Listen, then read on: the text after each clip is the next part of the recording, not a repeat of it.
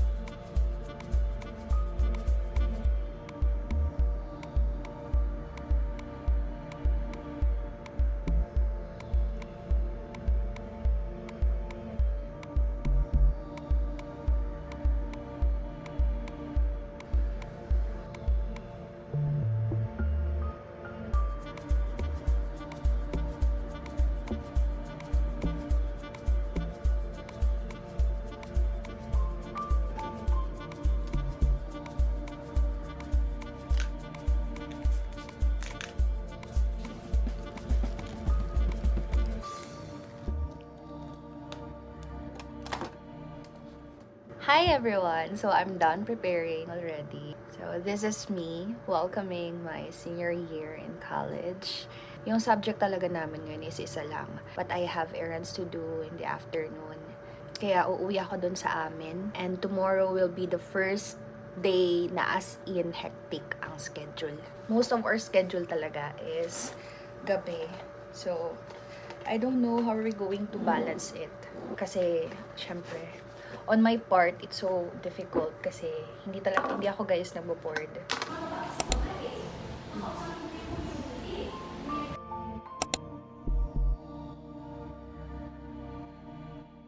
Hi everyone. So I'm done with my first day. To be honest, it was just a short class kasi 10:30 ang start and then na-dismiss na rin kami ng mga 12, 10, mga ganon.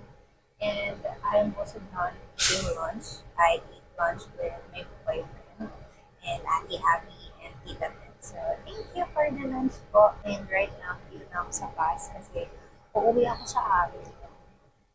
And I need to prepare my stuffs kasi uuwi muna ako sa Pulangi kasi I have a follow-up check-up for my asthma. So, from there, tomorrow naman, pupunta ako ng school.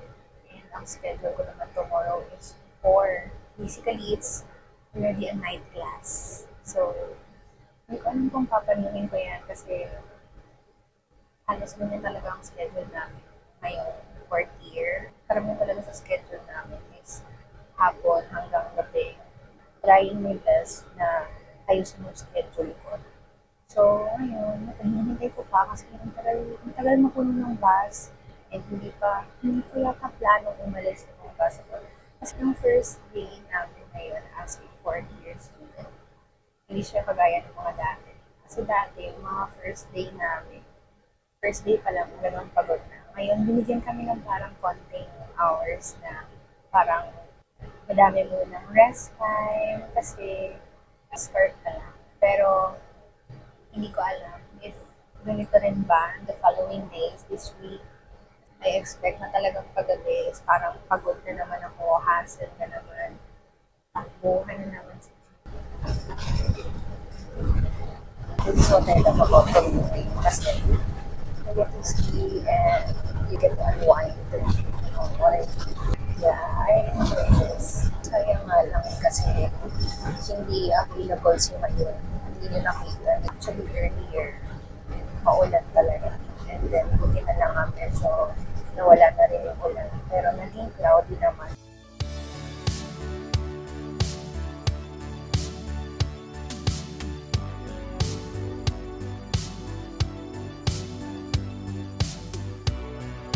Isa na to sa mga favorite na dinadaanan ng bus. Tuwing nagko-commute ako ng Kamading bypass. Ganda dito kasi you get to view the Dama yun. Like, ang laki na dito tingnan. Sayang nga lang kasi hindi siya visible. Like, cloudy kasi, pero basically dyan siya talaga. Yan. Hindi siya kasi visible right now kasi it's still cloudy. Pero, ayun. That's my one.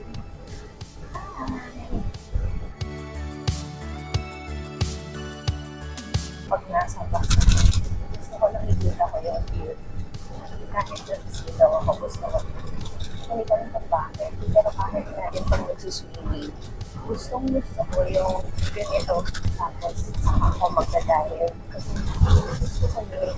Ayoko na yung cloud. Tapos, swimming ka. Kasi parang mag-swimming ka. Also, alam niyo ba, dito lang din kayo makakita ng higanting sardinas. Ayan. Oh, diba? Tapos may toyo din dito. Suka pala, suka. So, alam niyo nung bata pa ako na amis ako nun. Feeling ko nga pag nadaanan na namin yun nasa Legazpi na kami. Kasi malaki talaga na, lalo na nung bata pa ako, yung point of view ko nung sobrang laki. So, pag nakikita ko talaga yun, sabi ko, wow! Pero ngayon, facts na lang. Sanay na lang.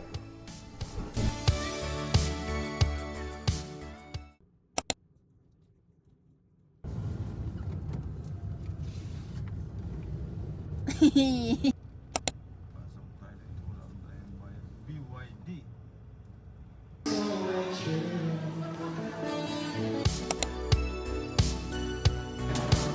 Chicken, sa'yo, C1. Oh.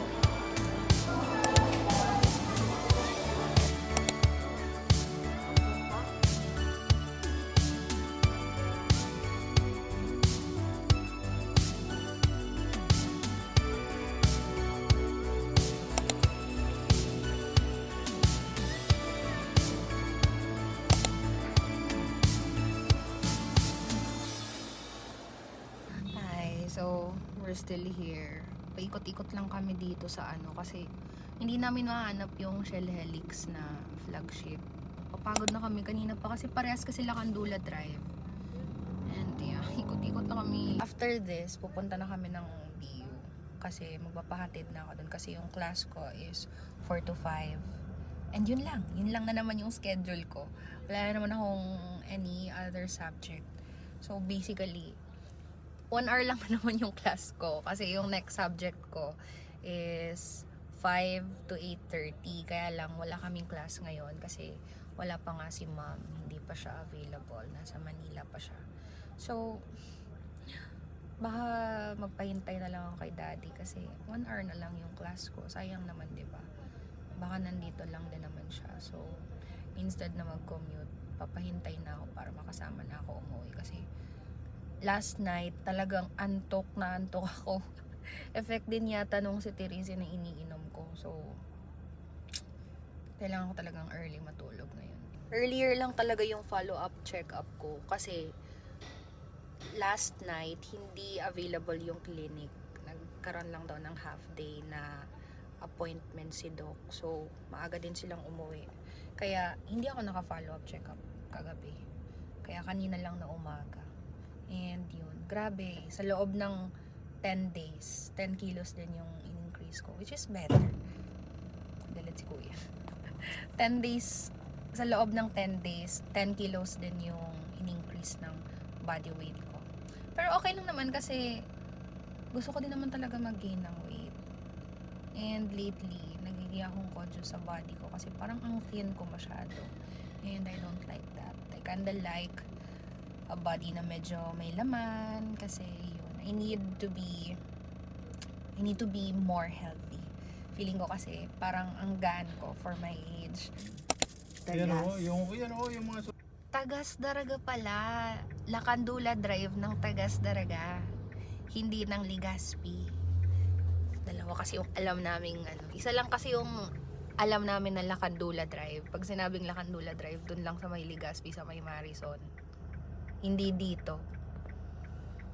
Hindi namin alam. Tawag kasi namin dito Tagas. Diyos ko Lord, dito lang pala.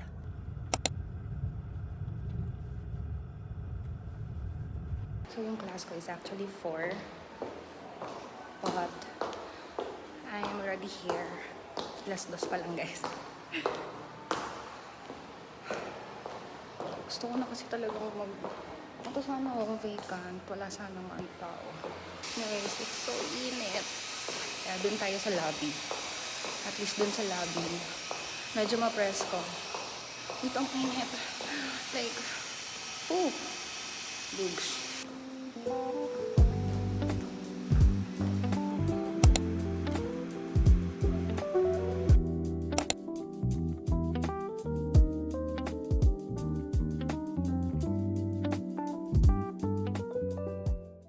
Jovin, nasa vlog ka na. It's very special in another language. Wow. Tierra Dorada. Tierra del Sol. Su fuego argente ante la tienda está. Tierra de amores del heroísmo. Los invasores no habrá nunca apagado sus estrellas de su sol. Kakantahin ko siya, ma'am. Yes, of Manila. Straight And the life face. there is very poor and it's very sad. And I've always taught myself to look for the beauty in it. To look for the beauty in the faces of the children and to be grateful. And I would bring this aspect as Mr. John Icon 2024 to see situations with a silver lining and to assess where I could give something, where I could provide something. And as a spokesperson, and I would I could teach people to be grateful. We could have an amazing world where negativity could not grow and foster. Yung idea naman, to be a Miss Universe is both an honor and a responsibility. If I were to be a Miss Universe, I would raise my voice. I would use my voice to raise awareness to certain causes like HIV awareness that is timely and relevant to my country, which is the Philippines. I want to show the world, the universe rather, that I am confident and beautiful with a heart. So much. Backlighted. Grabe lang puti ko dyan. Whip? Uy, Maging family friendly tayo. Nasa na ako naka-interest sa vlog dapat. Ay, dyan din na pag-ulo. Hindi ka pag-iba.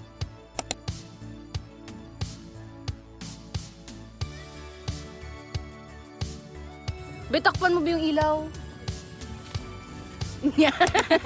Pagaman sa Avengers.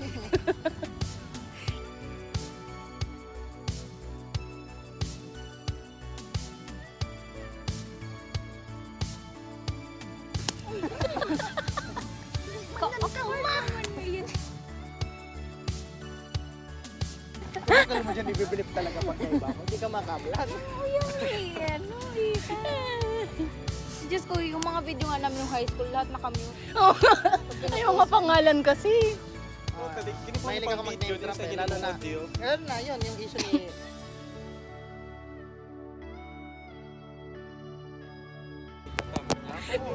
Ay, hindi, grabe na to. Charity pa na.